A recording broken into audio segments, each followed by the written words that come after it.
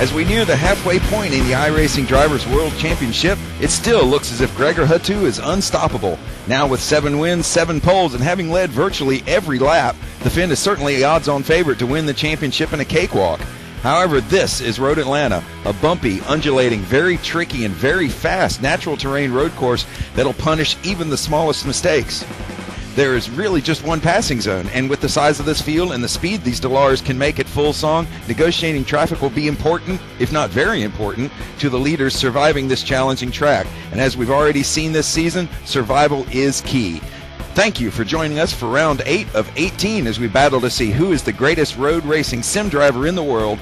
Welcome to iRacing Drivers World Championship Series for the Road from Road Atlanta here on PSR TV.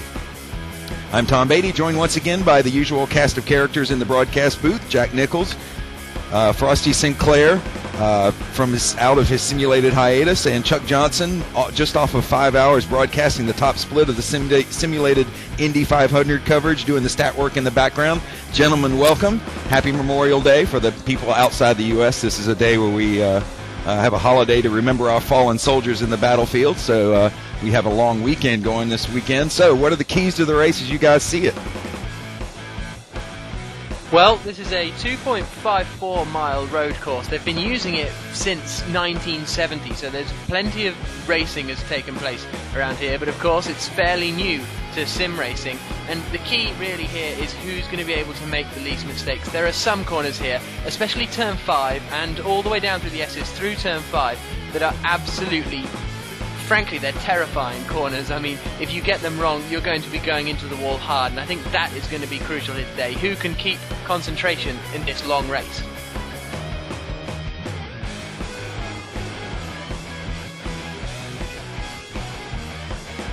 Yeah, that's very true. It's a scary track, to be perfectly honest with you, but it is one thing that this track has a lot of other tracks don't have, is rhythm.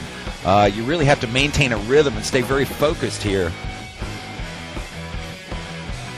And it's of all of the tracks I think that we've seen so far, this is the track that really could take out some of the leaders, from a very small or very simple mistake.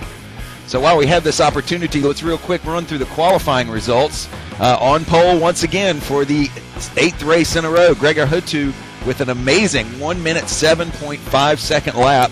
But one thing that we've seen now, this is an absolute first, that Team Redline has locked out both front rows, or both of the 2 front rows, with Gregor being first, Bastian Bart second, Ben Cornett third, and Luke McLean fourth, with Richard Towler second place in the points, down in 5th place.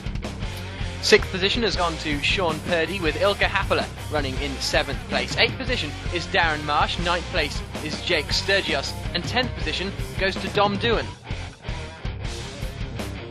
In 11th place, Mark Payne, David Sarah, in 12th, Dion Vergers in 13th, Brian Heitcotter in 14th, and Daniel Almeida, check that, in 15th. 16th position goes to Mauro Bichelier, 17th is the Australian Ian Lake, 18th position is Derek Wood, 19th is Chris Palmer, and 20th place is Matteo Calistani. All right, in 21st place is Milos Milakovic. Sorry about that. Ellis Samanek is in 22nd, 23rd, Matt Sintel, 24th, Ryan Murray, 25th, Andrea Baldi. And the cars are rolling away here as we finish up the starting grid. Yep, 26th is Ryan Kowaleski, 27th is John Prater, 28th Florian Goddard, 29th Ray Afala, 30th is Tim Holgate, and then 31st we have Aurelio Leonetti, 32nd Gerard Hoofer, 33rd on the grid is Jan Zelauskas, and 34th place, although not having a qualifying time, is Dave Hoffman. So let's welcome once again Frosty Sinclair from his simulated hiatus and his simulated disconnected attempt to come into the race. Frosty, welcome to the booth. Hey guys, sorry about that. Yep, it's going to be a tricky race. This is a short track compared to some of the ones that we've seen, so probably going to see a lot of back markers. Not a whole lot of passing zones. Down the hill is probably your best shot, and it's really tricky there. So Pit stops, we're probably looking at one stop, but there are some guys that might try two, might try to run lighter on fuel and try 2 stops, but probably looking at one. Most guys should be able to make it on one stop, so should be an exciting race. As the field comes around and gets on the back straightaway, looks like some of them are trying to warm up their tires, going down towards that long back straightaway. The thing about this back straightaway, which is a little unique, is right there at the end. They're going 170 or 175 miles an hour, and then they hit this 100 or 200 yard downhill, very steep downhill into turn 10A, which is the only passing zone that really, if you're not careful, really you miss your braking point very quickly there. I was actually in one of the qualifying sessions. I watched Gregor's lap, and it was pretty amazing. At first I thought, it looks like the red line guys were doing a little bit of drafting, because on his first flying lap he had a teammate kind of help him down the back straight, but actually on his fastest lap he was all alone. It was a clean lap and pretty amazing lap times from Gregor. And let's mention the Team Redline boys. All 4 of the Team Redline boys carrying a limited edition 10th anniversary Team Redline livery as they take the green flag. Gregor Huttu takes first place. Looks like Bastian There's a lot of trouble back there in the back, Gonzo.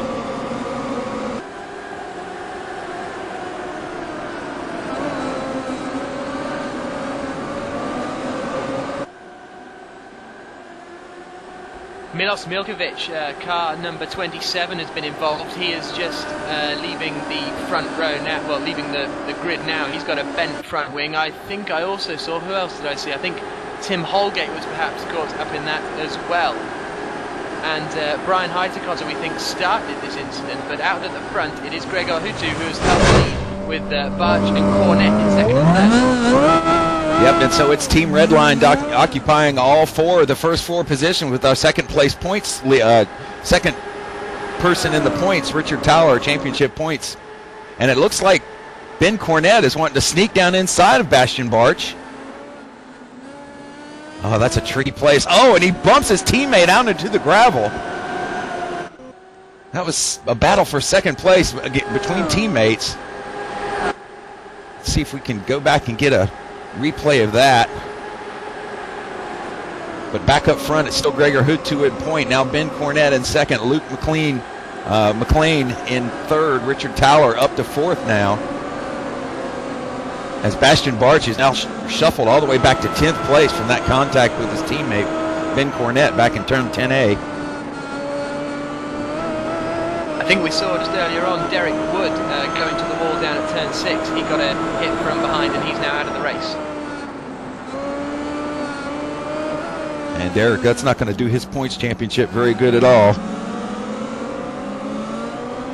So in one lap, Gregor Huttu has already put 2 seconds, virtually 2 seconds out on second place Ben Cornette.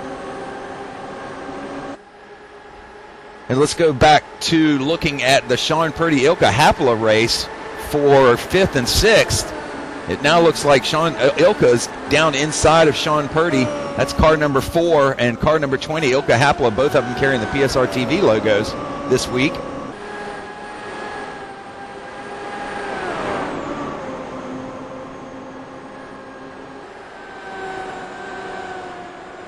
And so, yeah, Ilka Hapola is now takes solidly into 5th place there with Sean Purdy in 2nd, Darren Marsh in 7th, and Jake Sturgis in 8th.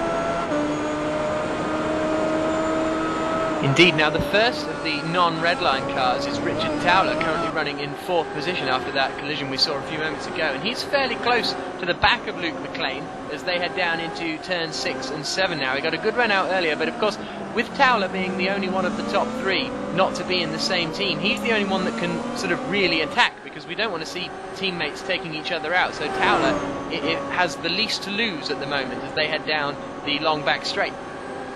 Well, you say that, but then we saw some contact between teammates earlier, so everybody's out there battling for positions. Rich, I know it sounded like he had some trouble with the track and wasn't really even sure if he was going to race. The track is really tricky. You know, a lot of times when you ask the drivers, you know, what's the hardest turn in the track, they say all of them. It's really difficult. Probably turn 5 is probably the hardest, but it's tough, and with not a lot of passing zones, sometimes you're going to see some bumpings even between teammates like we saw earlier. And turn 3 is no piece of cake either. It is a completely blind uphill turn that you can't see the apex, and it's not very well marked from the breaking point, turn-in point aspect of it. It's really tricky even in some of the slower, lower formula cars that I've run this track on. So, you know, every track has its own set of problems. This one has more unique problems, I think, than some. I caught up with Richard Towler during one of the practice sessions earlier this week, and Richard Towler is having some issues, some family issues at home, and wasn't really sure whether he was going to make this race. He hadn't been able to get as much practice in as he would have liked, so he wasn't really happy with the progress that he had made over the course of the week. Sean Purdy, after being passed by Ilka Happler, which we saw a couple of laps ago, he's not letting Happler go, although he's dropped back a little bit as they come over the crest of turn 11 and down into 12. So as soon as I start talking about them, they start to spread apart a little bit. But I don't think Sean Purdy is going to be happy to let Ilka Happler run away with this. Yeah, and these are Team Orion teammates with Sean Purdy and Ilka Happler. Yeah, Purdy just went very wide, though, on the exit of that tricky turn 3 you were just talking about, Tom. So he's dropped a couple more car lengths back. So in actual fact, it doesn't look like he's going to be close enough to make a challenge as yet. As far as I know, with both of these guys being teammates of mine, they are both on one-stop strategies. So we'll have to see if anybody in front of them is maybe running lighter and maybe trying for 2 stops. We'll have to see. Darren Marsh is coming under increasing pressure from Jake Sturgis as they head down the back straight. They're probably the closest battle along the track. Last time they crossed the line, there was only 0.2 of a second between them, and Sturgis is getting a nice tow down into the final chicane, but he's not quite close enough as they sweep through and out through turn 11. He's got an excellent run out of there, though, but there's not really an overtaking opportunity down into turn 1. Let's see if he tucks in and tows right up to the back of Marsh in front of him, but he's not going to be quite close enough. He's going to have to bide his time, and probably the most important corner on the circuit here for overtaking is turn 7, because if you get that right and you're right up underneath the rear wing of the car in front, that's when you're going to have an opportunity down the back straight. Well, as we were watching some practices earlier in the week, there were some people that were capable of getting a good tow and passing down into turn 1, but you really had to have, you know, some quite large attachments to make that really work. And it's just one of those things that you have to be careful, because you put one wheel poorly, get a little bit of you know, aero disturbance from the car, and you're going off. And it's really a tricky turn 1 with no camber help or anything like that. So we've seen people do it, but it's not a safe place to do it. But we also see him tuck her in under him down the back straightaway. Let's see if he can make a dive into 10A. We got to give a shout out to Jake Sturgis too as well. He's the only non-WDC driver. Well, not he was the only pro driver to qualify in the top 10, is what I'm trying to say. So a very impressive qualifying attempt from Jake, and he is really trying to take over this spot as they work back up into turn 3, which is a real blind corner. It's going to be tough probably until they get back around to where they just were. Sturgis seems to get better traction through the corners, but he's not quite. He seems to fall away in the S's, and then as he comes up through turn 5 here, he really appears to be able to carry more speed through the corner and then closes in. So he'll have another go, no doubt, at getting very close into turn 7. Into turn 6 last time, which is this corner they're coming through now, he really closed in on the back, but he's not quite close enough this time, and in fact he's missed the apex by a country mile at turn 7, so he's not going to have a chance this time.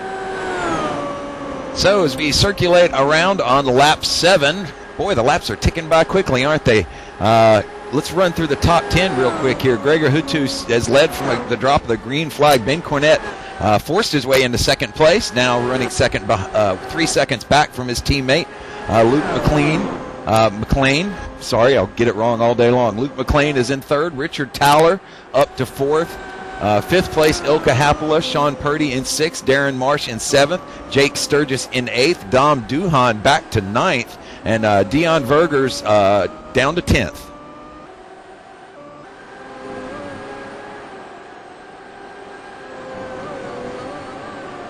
So 50 laps in this race as as Tom said, we're on lap 7, possibly lap 8 now, actually, as soon as they cross the start-finish line. But a 50-lap race, which means that in total, this battle for 7th that we were just watching is about to hot up, because Sturgis got an excellent run through turn 5. He's really closed into the back into turn 6. Now, if he can just hook up turn 7, he's going to have a real opportunity, and he's got it nailed now to get on the power nice and smoothly. He's about 2 car lengths behind as they exit onto the back straight. He was really strong under braking. Expecting to see him close right in under braking, but I don't think he's quite going to be close enough. He didn't quite get the power on out of turn 7 as soon as he would have wanted. He will close up under braking here. You know what I think? I think he's got more downforce than Darren Marsh does, and he catches him in through the S's and all through 3, 4, 5 areas. We see some smoke there. Looks like somebody went off in the final turn. Just from racing with Darren, I know he's a very solid driver. As we were watching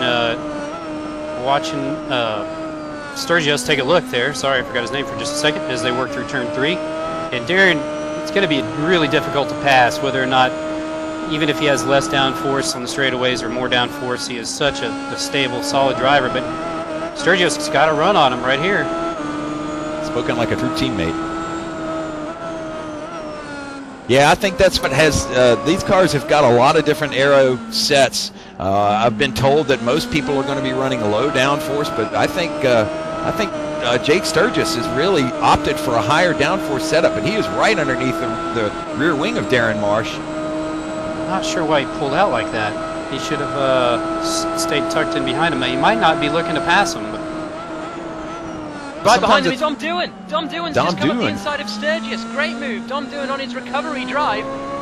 He wasn't expecting that, and none of us were expecting that either. Boy, that snuck out of nowhere, didn't he? Jumps up, yeah. Yeah, actually taking a look at the replay now, as they came out of that turn, Dom drafted up right behind him.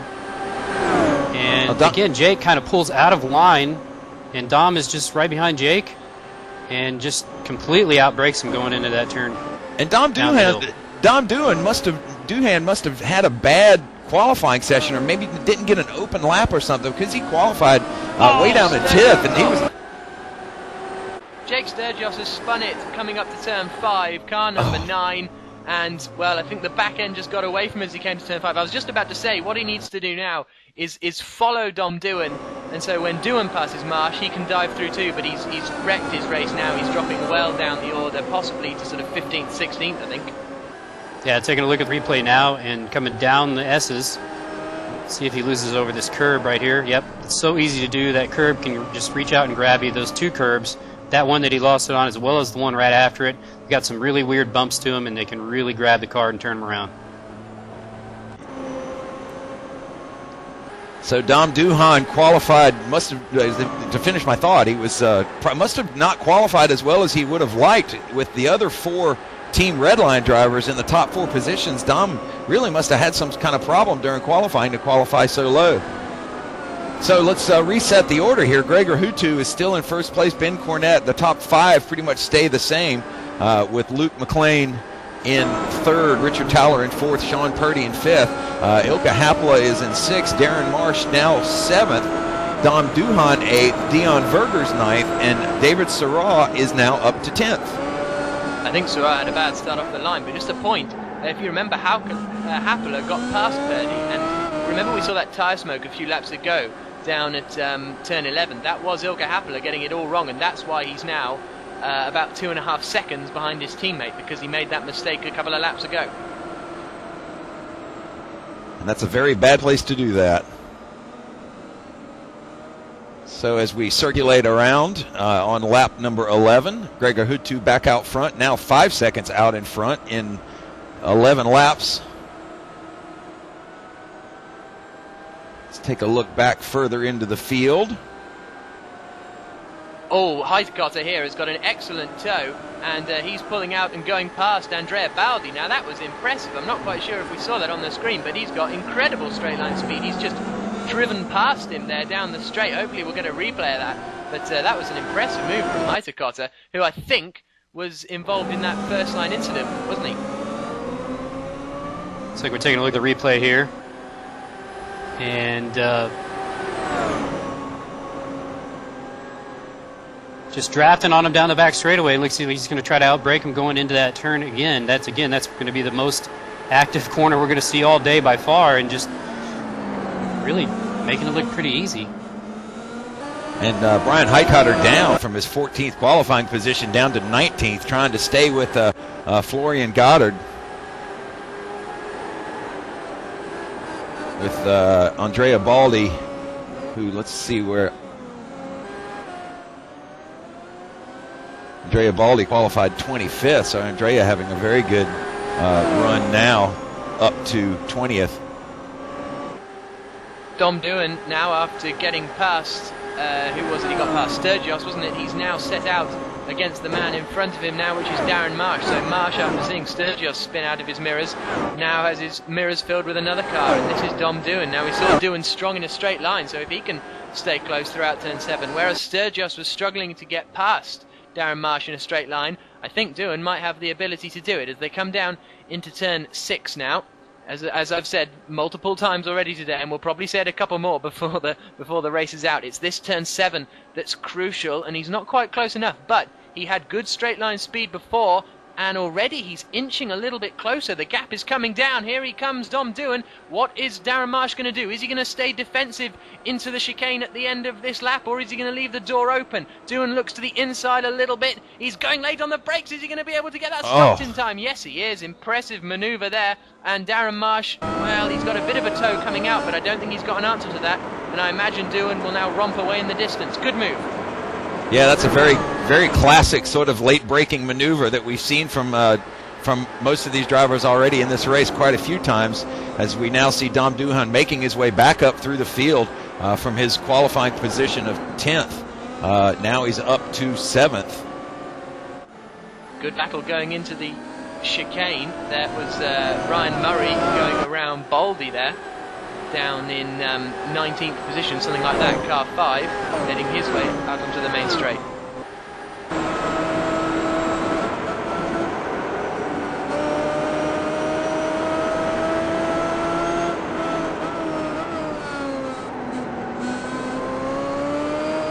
So let's jump up front real quick here, because it looks like Ben Cornett is really having to fight off Luke McLean.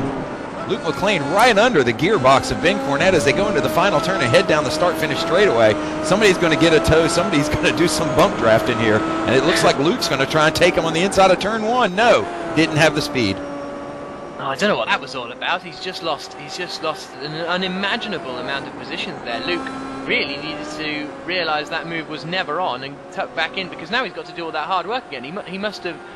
He's lost about 0.8 of a second, I'd imagine, trying to have a half-hearted look up the inside. So look at how much curb they take on the exit to that. Oh, do you see how much curb those guys are taking out on the exit? They're getting all 4 wheels out there on that exit of turn 5 on that huge curb that's got to be, 8 or 10 inches high. It's just enormous, and it bounces the car everywhere. You don't end up in the top 5 in the iRacing Drivers' World Championship if you don't push the limits of the track, that's for sure. Well, just to give you some lap times, Gregor running in the 108s, high 108s, which is pretty darn quick. We expected him to run in the low 109s. Second place, Barch, 109.2, which is right about where we expected. And third place, probably partially because he's trying to hold off his teammate, Ben Cornett ran a 110. So those are your top 3 lap times, as Gregor's continuously pulling away again. And it looks like Gregor Huttu is actually coming up on traffic now. Let's take a look. Let's see who that is. Could be Jan Zilikas. Yes, it is. Yeah. We're on board here as Jan just kind of pulls and moves out of the way. Good job by Jan, letting the leader go through. Just incidentally, Darren Marsh has just lost another position, this time to Dion Verkus.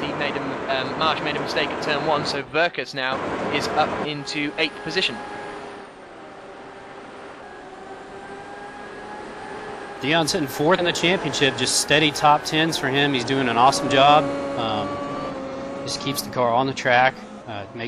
Hardly ever makes any mistakes, and looks like he's actually trying to kind of figure this car out. He's starting to figure this car out. He's getting quicker every race, it seems. Yeah, it looks like consistency is going to be your friend at the end of this championship season, that's for sure, because it looks like Gregor is going to really walk away with it. But Richard Towler is beginning to slip a little bit in some of his races with some of the basically the resurgence or the accumulation of the talent of Team Redline kind of coming together a couple of races ago, and now they're really beginning to dominate all the top positions that they didn't do earlier in the season, that Richard Towler was taking second place. But like we saw last week, Towler slipped down to third. Luke McLean stepped up in Sebring 2 weeks ago. Yeah, we've just had a bit of contact between Serwa and I think it was Bastian Barch on his recovery drive. I think we might get a replay of that at some point, but that was down into the chicane. Bastian Barch has probably got an issue with his car with his tangle with Ben Cornette earlier. So he's not really making the speed back, making the positions back up that we thought that he would. Looks like we might have a little bit of extended replay here. This is what we're watching. Looks like David Serwa and Ben Cornette. And it's probably Ben trying to make up positions and get back past David to work his way back up the field. See if we can see what happens. Oh, sorry, Barch.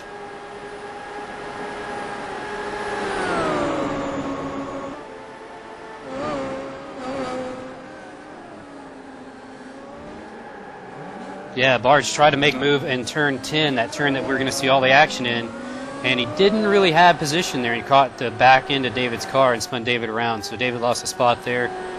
That was pretty risky. Not sure if that was... it's hard to tell. It's hard to tell without being in the cockpit of what was going on there, but I think it was maybe a little ill-advised move there. I wonder if sometimes in occasions like that, if you're in a faster car, which Barch no doubt is, he probably wasn't expecting Serwa to be that slow sort of on the apex of the corner. That can often catch the faster drivers unaware.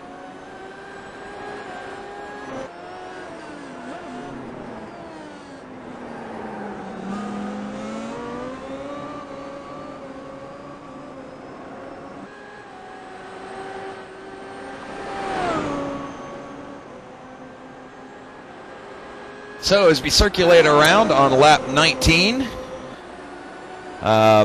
Gregor Huttu still out in the lead, Ben Cornette second, Luke McLean third, Richard Towler fourth, Sean Purdy fifth.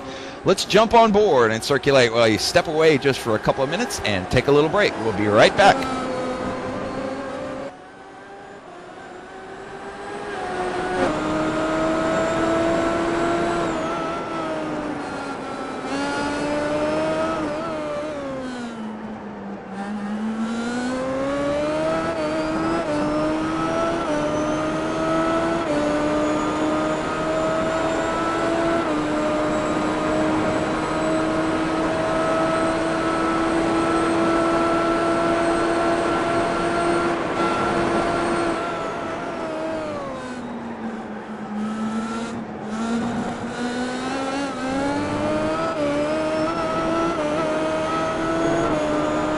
As we're coming back, we're on board with McLean as he is really trying to work over Ben Cornette for, I believe that's second and third spot, approaching turn 1. McLean back up the hill.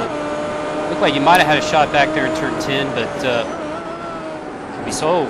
Looks like Cornette got a little drifty there in turn 3. I wonder with these Team Redline teammates, do these guys run similar setups, or do they run the same setup, or is it, is it really just, are they all basically individuals that sort of just consult each other, or really just happen to be on the same team? I'd be curious to know what sort of setup agreement they have with each other. I know to Ryan, most guys do a really good job of sharing setups back and forth and make small tweaks on their own, but pretty much they're pretty close to the same setup. Looked like Purdy was really closing in on Towler there. I know Towler was really struggling with his track and just wasn't even really sure he was going to race. He thought maybe this was going to be kind of a throwaway for him, but Purdy is right up on his back door now, so we're going to have to see if he can get by. And some of these guys are right off of many hours of racing the simulated Indy 500 top split, or not even the top split, but the simulated 500 that went on today, earlier today, that you actually saw the top split here on PSR TV. So some of these guys have been sitting at their race computers for 5 hours already. Yep, they're probably desperate for some fresh air, but Richard Towler now is coming under increasing pressure from Sean Purdy. It was really that back marker that he got stuck behind that's really compromised him. He started to pull away a bit as they come over the crest of turn 11 and sweeping down through 12. Just a little note up at the front, Cornette. Luke McLean is past Ben Cornette, actually. Yes, Luke McLean is up into second position. I don't know how he did it. Hopefully we can get a replay of that. But Cornette is through, and Cornette went straight on down at the chicane. Ben Cornette, car number 10, went straight on down at the chicane.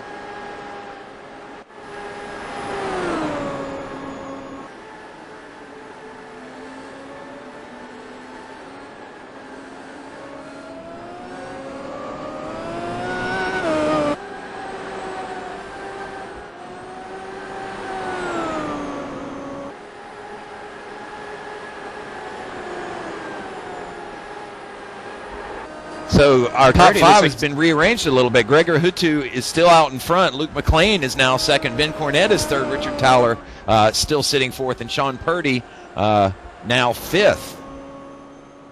As Don it looked Duhan, like just a moment ago, Purdy was really taking a look on the inside of Towler as they approach turn 1.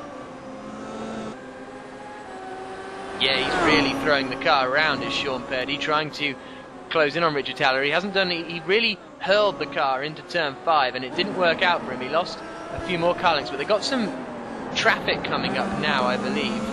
And in fact, they've got traffic lapping traffic, I think, which is always a bit of a danger. Towler's coming up to Tim Holgate now as they drop down the hill towards the final chicane. Hopefully Holgate will move to one side, preferably the inside, and get out the way, will he? Or is this going to cause Towler a problem? He's late on the brakes. Holgate just about let him through, didn't he? Is he going to let Sean Purdy through? He's going to force him to go around the outside, and that has allowed... Is that Ilka Happela right behind Purdy? It is. So Ilka Happela now has joined this battle. We're approaching pit stops as well, guys. I think we are running on lap 22, so you obviously expect to see in a 50-lap race them probably going to go to at least lap 25. So we're going to see, with these guys running so close and lap times being so close with a shorter track, we're really going to see some shakeups probably in the pits. yeah, and this pit lane is not easy. It's not an easy thing to get right and get in there. So, it's one of those things that they really don't want to have to take more than one if they don't have to, if they don't need to. So they're going to do one stop, most of them, if not all of them. Maybe a couple of the back markers will do two. But this is a tricky pit lane to get into as well. Happela, taking a look at him right now, chasing Purdy down. Both of those guys trying to chase Towler down. Towler is passing lap traffic there. John Prather down into the chicane, and he makes it through rather easily, which is good news for him. He had to take the inside line. Is Purdy going to get held up on the exit? Perhaps a little bit there. And Ilka Happela's dropped back a little bit, so I wonder if Ilka made a mistake down into the chicane perhaps. John Prather, one of the other drivers that actually ran really made the top split of the simulated Indy 500 coverage today. This track is just, a lot of the corners are just so hard. Some of them are, like turn 3 is blind. When you're working through traffic like that, it's so easy to lose just a little bit of time and make it look like you made a big mistake. But in reality, you just, maybe made a real small one and another guy, nailed a good lap, and it makes the gap look like what it is now compared to what we were looking at just a couple laps ago. So let's keep one eye out for Gregor Huttu to make it into the pits here. Let's see if I'm watching him separately from what you guys are watching, just to see, since we got duped 2 weeks ago in Sebring when we missed his first pit stop. Thought he was going to be able to get away with that one in one pit stop, and it looks like he had actually made one 2 weeks ago in Sebring that we missed and managed to stay out in the lead the entire time.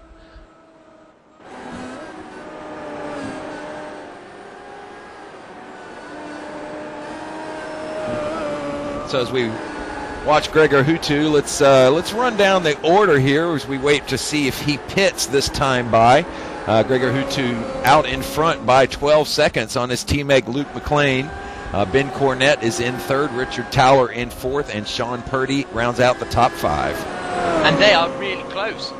those three, Richard Towler, Sean Purdy and Ilka Happela, are all right together, and now Ilka Happela in car number 20 had a little look up the inside, Purdy into 6, but this Ilka Happela, if he gets turn 7 right here, could get an absolutely massive tow on 2 cars in front of him. He's not going to pick up on it as they head down into the hairpin. Gregor Huttu is in the pits. Yeah, I don't know that Sean's close enough. Richard goes defensive. Sean to the inside. See if he can make it stick. Oh, and Towler just lets him go. He had to have let both guys go. I think it's live to fight another day. Those guys were also beginning to fight amongst each other, and now both of them hit the pits. That's probably the reason Richard Towler didn't have any problem letting them by. But it was also letting Dom Duhan, who the last time I looked was 15 seconds back, is now only 9 seconds back, or was just before the pit stop. So let's see how things play out when timing and scoring resets itself in a couple of laps. And it looks like a huge line of cars coming in for pit service this time. I have to wonder if Towler maybe has some damage and felt like he was just holding those guys up, and they, it was just inevitable they were going to get by. And it looks like everybody's coming out pretty unscathed. Looks like Happel sneaked by Purdy out of the pits. Yes, he did. That was a good move. Richard Towler still comes in right after letting them by, comes out back in 6th place. So there's no change in those orders except for Sean and Ilka swapping positions. Sean will have some words for his invisible pit people, I'm sure. There's just the one guy. It's just the one guy with the lollipop. Gregor Huttu is coming up to a very dangerous situation. Oh! In front of Huttu. 2 people collide. Oh, we got to go up to the front, Mr. Huttu. Rea Fala and Matteo Calistani collided. Right, one of them got airborne. Fala got airborne right in front of Gregor Huttu. That could have been absolutely disastrous. Yeah, and I actually thought that Gregor Huttu was involved in that. Now let's see what the broadcast, the replay shows from Frosty, if he can see it. Yeah, we're waiting for the replay to come up now. Well, I saw Fala's car off the track. He's probably done. Looks like Calistani got out of his car. And now here we're going to the replay. Take a look at what happened. Ray Fala sitting pretty far back in the order, but we've called his name out several times during the race, during these first 8 races. Sitting 29th in the championship, up 2. Now, trying to see exactly what happened. And Ray, just after doing the entire distance of the Indy 500, simulated Indy 500 today, which is congratulations for him on that. Still taking a look at the replay here. This is a replay that we are watching, trying to see what happened with Ray Alfala. Looks like Calistani maybe goes to the inside, pushed Ray wide, and yeah, just got underneath the chassis of Ray Alfala and pushed him right off the track. So probably a lot of car damage for both of those guys. And that'll make your palms sweat if you're the guy right behind him. That's Gregor Huttu's a cool customer when he drives, but that's got to scare you a little bit when you see that happen right in front of you in a tight quarters like 10A, 10B.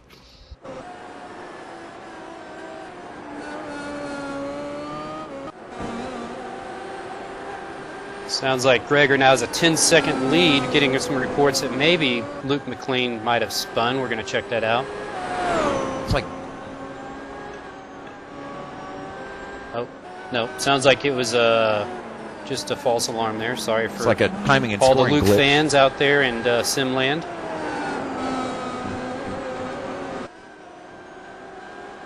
So, as we circulate on lap 28, it looks like everybody's actually made their pit stops now.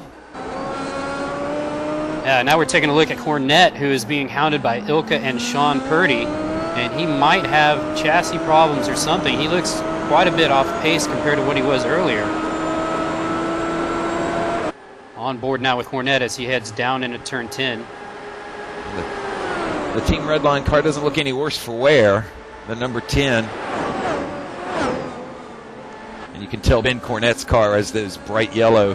He's got the bright yellow and green helmet and the yellow mirrors. Sounds like maybe it was Cornette that went off instead of McLean, so maybe that's why you're seeing him drop back into the grass of Ilka Happela and Sean Purdy, as Ilka is really close.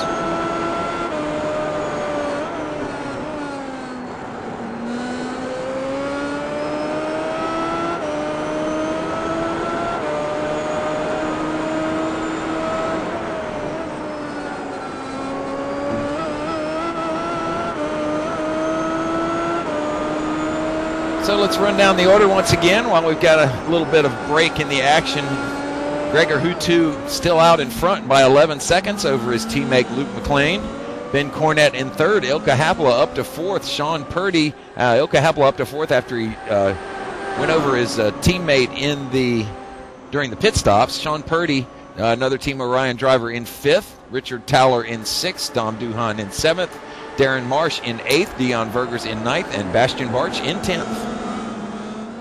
Of course, Ben Cornett was ahead of Luke McLean earlier, but then he had a little trip across the gravel a couple of laps ago, and he has dropped now 7.4 seconds behind his teammates. So I think Cornett definitely has some sort of issue as he comes through turn one, still under pressure from Ilka Happala. And I think Ilka Happala really wants to get around Ben this time. Ilka sitting 10th, ranking 10th in the Drivers' Championship right now. Here he comes. Looks like we're taking a look at just let you. We're taking a look at battle between Marsh and Vergers, where we were. Yeah, these three for third position are right together. Ilka Happala is going to have a tow surely down this back straight as they head down. The battle for third position, dropping down the hill. Happala right up in the slipstream. Now, what is Cornett's strategy going to be? Cornett will stick to the inside line. He's going to make Happala go the long way round if he wants to get past. Is he going to be able to? He's going to try and hang on. That could compromise him here to Purdy. Purdy could get a good tow out of the chicane and down to turn 11. Yeah, Ben Cornett was having none of that. He rode the inside and actually braked early enough to block that left turn from Ilka the entire way down that hill. It was a really beautiful job of holding his ground and still being able to make that turn, which when you make a turn like that from the inside line, it really upsets you. You slow the car down really dramatically. And so now, if you're Ilka, you're basically you're learning from that. You're saying, okay, this is what he did when we did this. So, you kind of put that in your memory, and you're like, okay, let me pull out some other bags of tricks when I get back up there. So, and as these guys are battling, Towler's trying to crawl back up into the mix as well. But we'll have to see if Ilka can get back up there. You can bet he's probably going to try something different. But the problem for him is, because he's got Sean Purdy right behind, he can't try anything too radical, because if he loses just the tiniest bit of momentum, Purdy's going to be through, and then Happala's going to have two people to get past. So he really is stuck in between a rock and a hard place at the moment. It means that Ilka Happala has a distinct advantage of being Finnish, so that's I think Ben Cornett's days are numbered because he's Australian and he's got a fin on his tail. No pun intended. Nice. So as they sweep around turn one, I was thinking of a Jimmy Buffett song, I think. All three of them have dropped apart a little bit, but as you say, it looked as though Happala is quicker than Ben Cornett and may be struggling with damage. Gregor Huttu is actually turning laps. Let's take a look at the lap times here. It looks like he's doing 109.2s, and the fast lap of the race is a 108.4. Holy Toledo, that's faster than... Oh, that's an amazingly fast time here, and he did a 107.5 for his pole time, but he's backed off a little bit. He's now doing 109.2s. Let's take a look at the drivers that we were looking at. I believe we were watching the Darren Marsh, the Richard Towler race. Let's take a look at what his lap times were. He's doing 109.5, so he's losing about 0.3 to the leader every lap. Well, really, that's not bad. I mean, to be, that's really not that bad. You would expect that the guys running further back in the field would be a little bit slower, and I mean, actually, that's a little bit quicker than McLean's last lap of a 109.9, so it's right in there. Yeah, if I was 0.3 slower than Gregor Huttu, I think I'd have a party. That would be an amazing achievement. These three third positions. Yes, as would most of us. Yeah, absolutely. These three at third are closing back in again, though, aren't they? They seem to spread out through the S's, and then sort of concertina up through 6 and 7, and then definitely down into the chicane. But if any of them are close enough, that's going to be the thing to watch out for. Happala is closer to Cornett than Purdy is, but as they exit the final corner, yeah, this battle for third is still the same.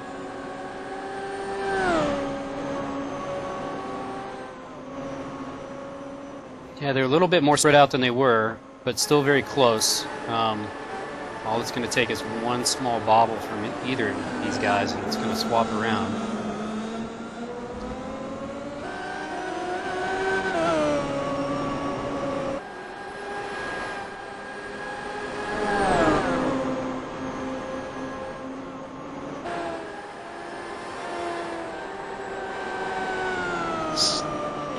This is a great chance for Serwa. That was it. Oh.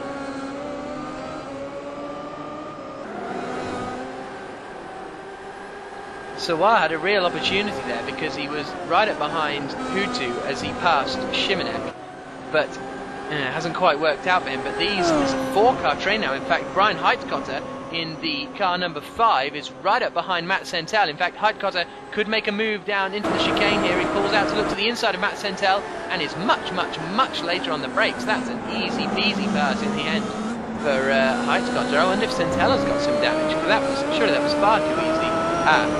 Yeah. Those guys are teammates, so there might be some communication there. Or both running for podium assault.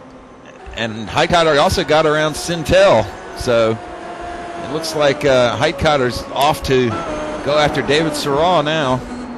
Serwa. Matt Sentel gets Ryan Murray from Team Podium Assault. In fact, the founder of Team Podium Assault, right behind him in 17th place. Yeah, all three of those guys, Sentel and Murray and Heitkotter, all Podium Assault drivers. Yep, that's a huge team. That's, I think, 11 drivers. Bastian Barch, just to let you know, has just passed Dion Verkers. So Bastian Barch up into 9th position on his recovery drive. Yeah, we were watching Ryan Murray. He got a little bit squirrely coming out of one of those corners. Looks like probably skipped a beat. His heart did there, but he's back on track and looks okay. Might have a little suspension damage, and that might be contributing to that.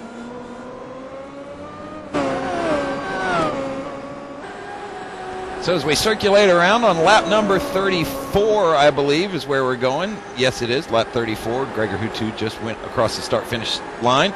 Top 5 is not really changed much. Gregor out front, Luke second, Ben third, Ben Cornett third, Ilka Happala in 4th, Sean Purdy in 5th, Richard Towler now back to 6th, Dom Duhan 7th, and has actually lost some time, Dom Duhan did, to Richard Towler. When I checked just after the pit stops, Dom was only about 9 seconds back, but now he's dropped back to about 13 seconds back. I actually checked that, 15 seconds back across the start-finish line. So I wonder if Dom Duhan may have a suspension issue now. He may have touched somebody in one of the back markers that has caused his car to lose some time. Yeah, he's turning laps. Dom Duhan's turning laps now in the mid 110s. So I'm thinking Dom's got a problem. Yep, that's pretty slow. Also, a battle to watch out for that will almost definitely be going on in a moment is the battle between cars 6 and 7, which is Darren Marsh and Bastian Barch. And in fact, it could happen right now in the battle for 8th position. And they're going to catch up to Duhan very quickly here. If Duhan's got a problem, they're going to catch up with him very quickly. They're only a second behind him. Well, Barch is lapping 1 minute 9.2, which is 0.6 of a second quicker than the man Darren Marsh, who he's about to attack down into the chicane. I wouldn't be surprised if he lunges one up the inside here. He's good on the brakes. Is Marsh going to see him coming? He does. He took so much speed into that corner, did Bastian Barch. He must have pulled out a second or two just after that, and that's Dion Verkers right behind him, right behind Marsh as they head out onto the start-finish straight. Is he going to get a tow down into turn 1? He did a little bit, but I wouldn't be surprised if Verkers was soon attacking Marsh. He got a little bit wrong in turn 1. But as they head down into turn 3 now, Verkers has missed the apex by a country mile there too, so that excitement dies down for a moment, but a good move from Bastian Barch and Richard Towler. Sean Purdy has dropped back a long way. He's now behind Towler.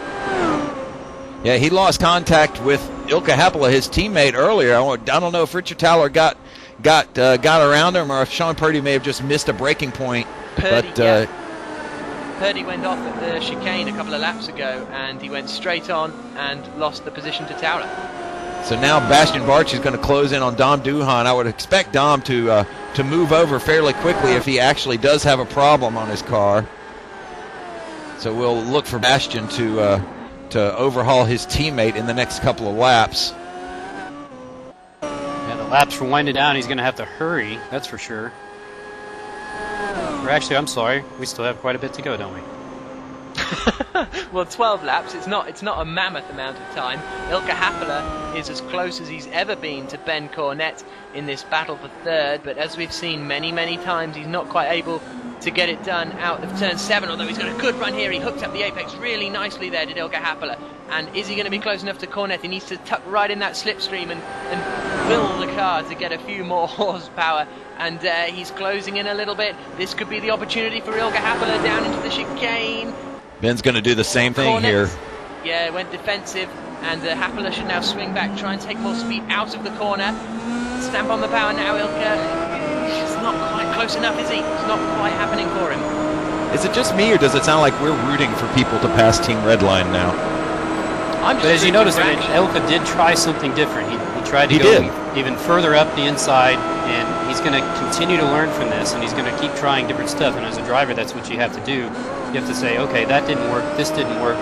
Or maybe you might even say, okay, I think I can make this work if I do it just a little bit different. So if he can get close and have a lot of attempts, then he's going to have a good shot at getting past Cornette. But then passing is one thing, pulling away is another.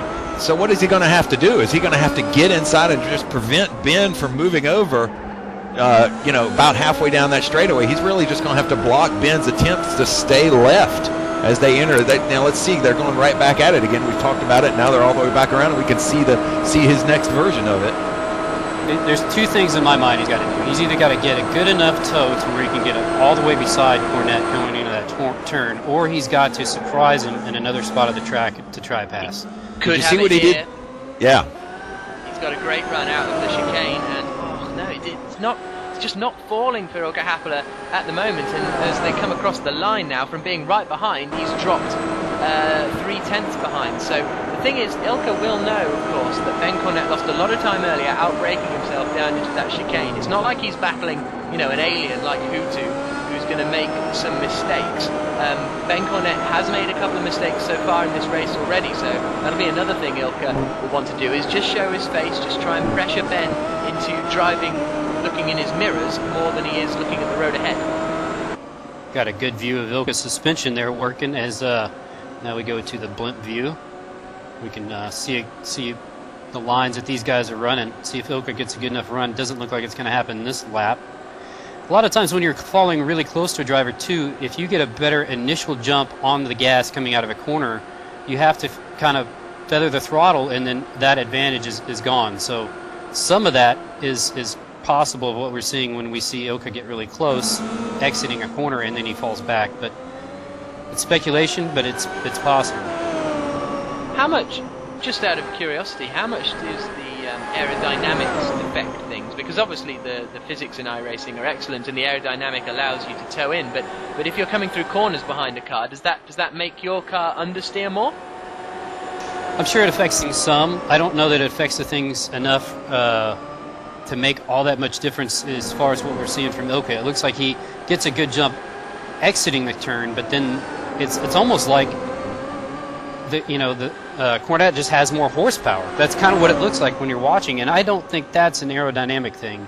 I think that would come into play longer at, when you get further down the straightaway or in the corners. So this traffic could be crucial though, Frosty, and Happela's got a poor run out of that turn 7 now, and Cornette, if he plays this well, he could get past Ales Šimenek, I apologise, before Ilkka Happela's dropped a long way back. That's the worst possible place to make a mistake, because it compromised him all the way down the straight. And, well, Šimenek does an excellent job to get out of the way, but that's dropped Ilkka Happela back a little bit, and so he's going to have to work just as hard to get right back up. And now Sean Purdy is right up behind Richard Towler now for 5th place. So we saw Purdy, well, we didn't see it, but we found out Purdy made a mistake, and he's now on a charge back up the order. So, guys, while we have this opportunity as the laps are beginning to wind down here, let's talk a little bit about the service for iRacing, something that we've not talked about yet today. For some of the people that are watching, a lot of them already have iRacing as a service, and there's a lot of great things that they already know. But for people who haven't signed up, who are sitting with people that are watching or just stumbled across the broadcast today, let's talk a little bit about how you can get started with the service. Well, I know you can go to iRacing.com, or even I think it's in iRacingNews.com. I might have that. Somebody might correct me on that. And I think they're even running some specials for some 1-month trials. Signing up for a year is actually really cheap. It's just about the cheapest form of hobby you can do. As we're still watching Purdy try to find a way past Towler here. Yeah, and one thing that iRacing is constantly doing is sort of reinventing itself to a certain extent. Every 12 weeks they put out updates that update the physics and give us new tracks and cars. One of their most recent things that they've done is be a major part of the NASCAR Hall of Fame.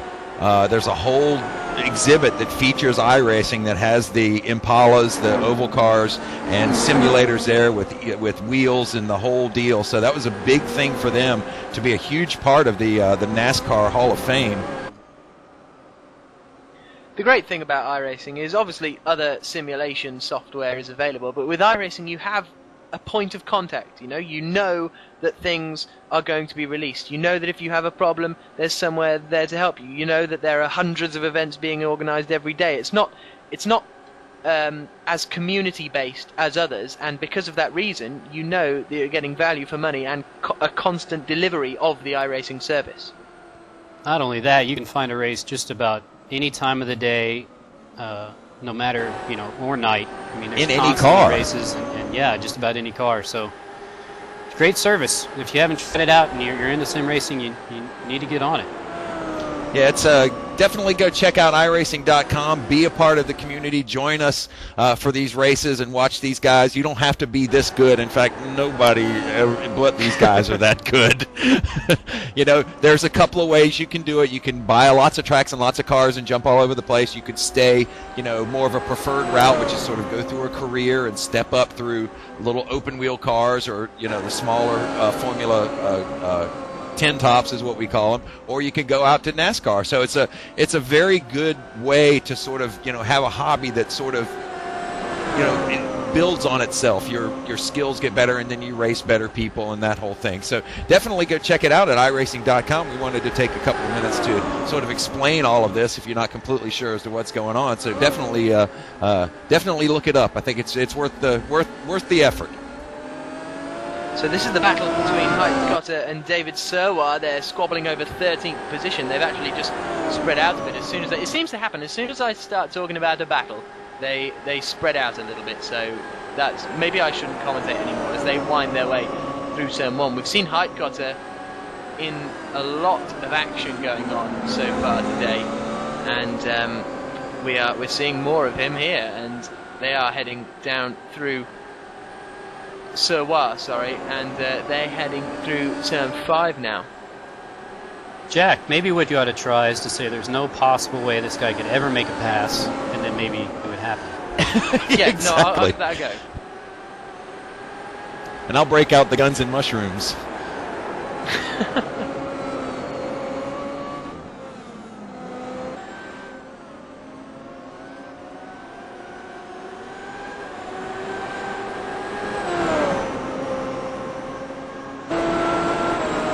On board with, I believe, Ilka Happala now, as he and Ben Cornett are working through lap traffic. And he's pretty impressive. He qualified 7th today, and now he's up to 4th, and that's going to do well for his points championship. Still needs to get around Ben Cornett somehow. Yeah, Ilka, he's missed a couple of races this season, and I think he had bad luck in 1 or 2, so he's got a couple of drops still left to give, which is going to move him way up in the order when it's all said and done. But I think he actually only dropped 2 to be in the top races. 10 with all the stuff, missing races and everything. It's really impressive. Yep. So with a 17-second lead, run through the order again real quick here. Let's actually run through the entire order, so everybody who's here watching some of the back markers can find out where some of those guys are. But we'll run through them here and see how things go. Gregor Huttu out in the lead with 17-second lead over his teammate Luke McLean. Ben Cornett in third. Ilka Happala in fourth. Richard Towler fifth. Sean Purdy in sixth. Dom Duhan seventh. Bastian Bark in 8th, Darren Marsh in 9th, and Dion Vergers rounds out the top 10. 11th place at the moment, we've got Mark Payne. 12th is Jake Sturgios. 13th is David Serwat. 14th position is Brian Heitkotter. In fact, he is right up behind David Serwat. And excuse me while I interrupt myself there. Yep, the Heitkotter not quite close enough to get through. 15th position then Ryan Murray. 16th Matt Sentel. 17th Matteo Calistani. 18th Alex Shimenek. 19th Milos Milikovic. Apologies for that butchering. Nice. Serbian. 20th position is Andrea Baldi. And 21st is Florian Goddard. 22nd is Tim Holgate. I'm still laughing about that, sorry. John Prather in 23rd. 24th is Jan Zilkas. 25th is Ray Alfala. 26th, God dog it, now I got to look it up. Hang on a second. Aurelio Leonetti. Aurelio Leonetti, thank you very much. Mauro Baselier is 27th. 28th, Gerd Hoffera. 29th, Ryan Koluski. And Daniel Almeida is in 30th. Looks like Heitkotter gets past Serwa. That's right. Yep, down to the chicane, a classic move that we've seen many times today. Just going back to that butchering of a name I did, Milkovic actually said, we posted on the forums asking these people how they say their names, and Milkovic said, "Oh, Jack, you said my name perfectly last time," so it was only inevitable that I'd mess it up this time. Yeah, it's the old adage of even a broken watch is right twice a day. The way the phonetic that I have is Milos Milikovic. I had it as Milikovic, so we'll see who's right. Probably none of us. I'm thinking none of us get it right. Sean Purdy and Richard Towler are probably the closest battle on the track at the moment. They are, of course, battling over 5th position. Car number 1, Richard Towler, has Sean Purdy. Well, as they crossed the start-finish line last time, there was only about 1.5 tenths of a second between them, and they're fairly close heading down into the chicane. And, of course, I must mention that there's no way there's going to be a pass between these two, wink, as they come into the chicane. And, well, Purdy's pretty close now as they comes out of turn 11, and he's got the speed to get past Towler. I'm pretty sure of that, but Towler is driving a good race at the moment.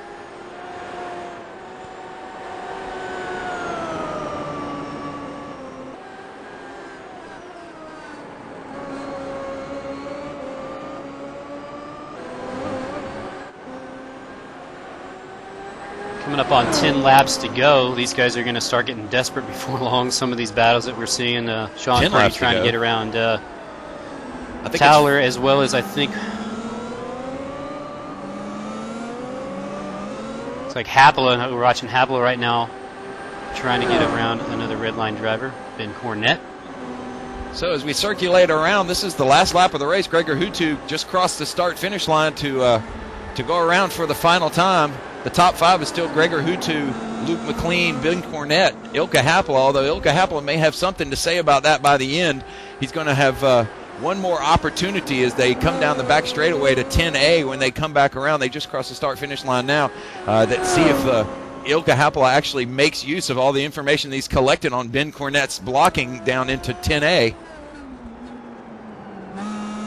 We continue to watch Gregor Huttu as he comes around turn 7 and heads down the back straightaway.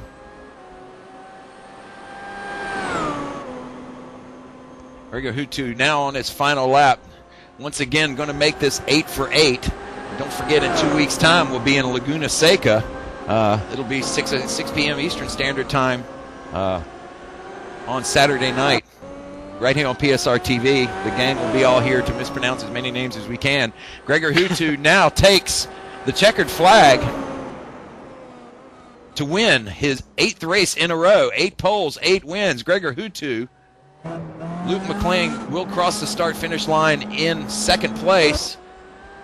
Happela's not close enough into the chicane. He's made Cornette defend, and he's going to be right under the rear wing. If he can get a tow here, he may be able to draft alongside across the line, but it's going to be probably one of the closest finishes we'll see this season in iRacing. They cross the line. How much between them? Less than 1/10 of a second, I think, or just about 1/10 of a second. Towler did hold off Sean Purdy. Purdy had a look down into turn 5. Bastian Barch got past Dom Doohan, I believe, a couple of laps ago, so Bastian Barch will come across the line in 7th. So Dom Doohan will limp across in 8th. Darren Marsh with Dion Vergers in tow will cross in 9th. Dion Vergers in 10th. Mark Payne is in a fight with Jake Serrois. Jake Sturgis, sorry. Jake Sturgis actually nails Mark Payne as he's coming down the final turn to cross the start-finish line. Let's see if that affects where Sturgis ends up. No, it will not, because everybody else behind Sturgis was a lap down. Yeah. So Mark Payne and Jake Sturgis make it interesting right there at the end. But back up front, once again, Gregor Huttu, Luke McLean, Ben Cornette, Ilka Happela, Richard Towler round out the top 5 for the finish of this Road Atlanta race, week 8 of the iRacing Drivers World Championship. It's been a fantastic race. A lot of action during this race.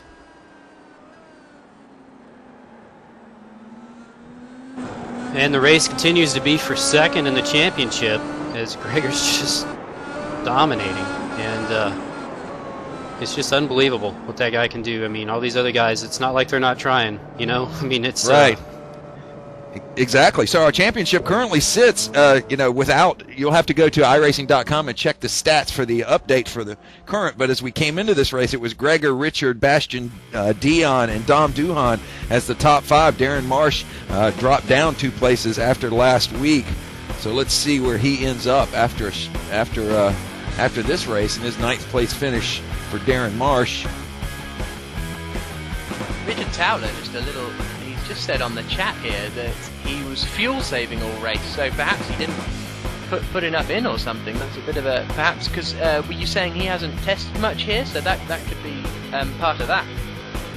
I did hear that he didn't think that he could make it on one stop, so that was pretty interesting. And maybe that was part of the reason he wasn't sure he was going to race. The track is, like I said, it's when you ask the guys what's the hardest turn at the track, they say all of them. I mean, there's very few corners on this track that are easy. You have to hit everyone just right. You have to catch curbs on certain corners and a little bit too much, and it can spin you around and end your race. And I think we only had, 9 or 10 cars still on the lead lap there at the end?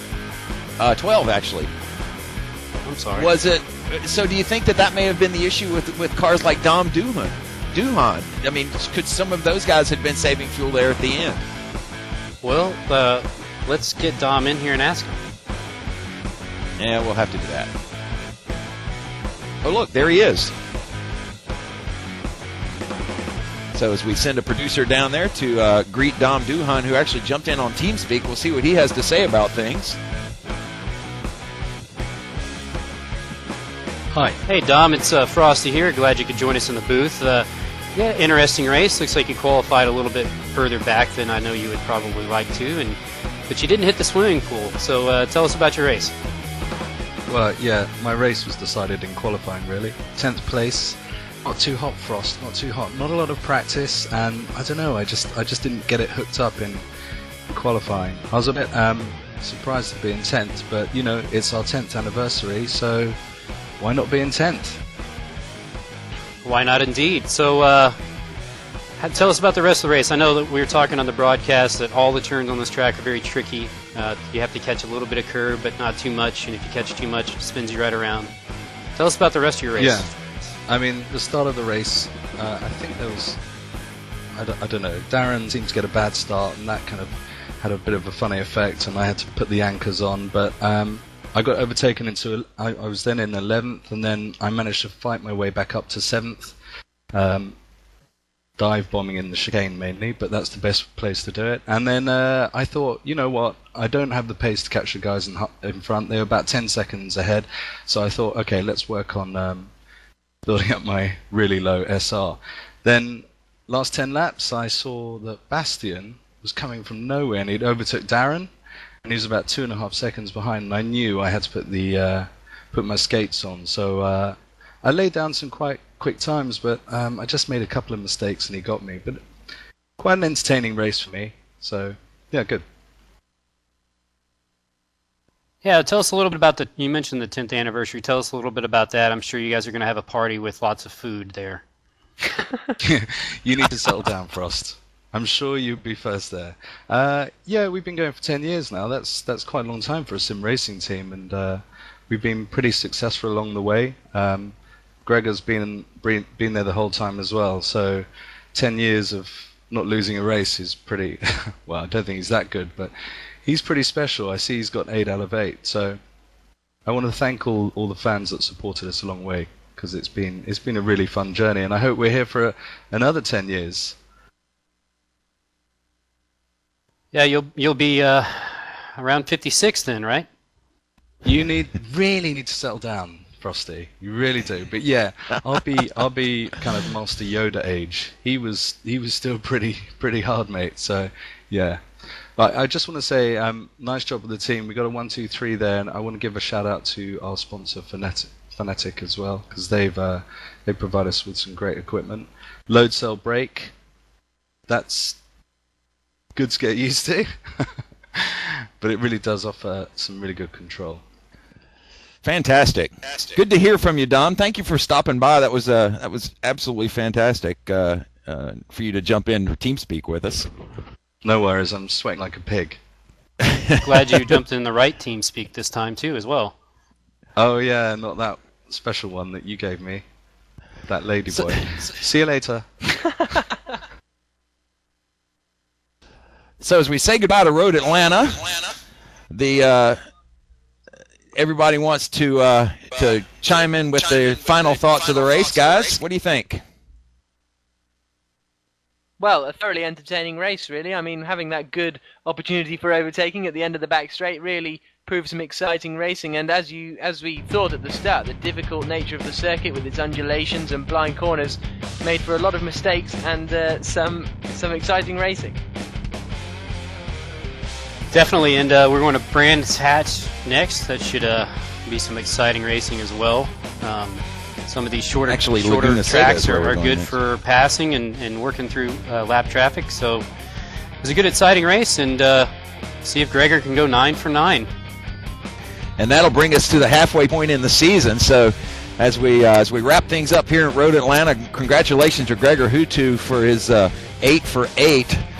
Join us in 2 weeks for the Laguna Seca race on June 12th, my birthday, actually. Happy Memorial Day to everybody out there in the United States who serves proudly and bravely for us, and remember those that have died for us as well. So on behalf of the entire PSR TV crew, stop by iRacing.com, see the final results, get yourself updated, get signed up if you're not signed up. And on behalf of the entire crew, Chuck Johnson, Jack, Frosty, Ian, PJ, the entire crew, we'll see you in 2 weeks at Laguna Seca. Thank you.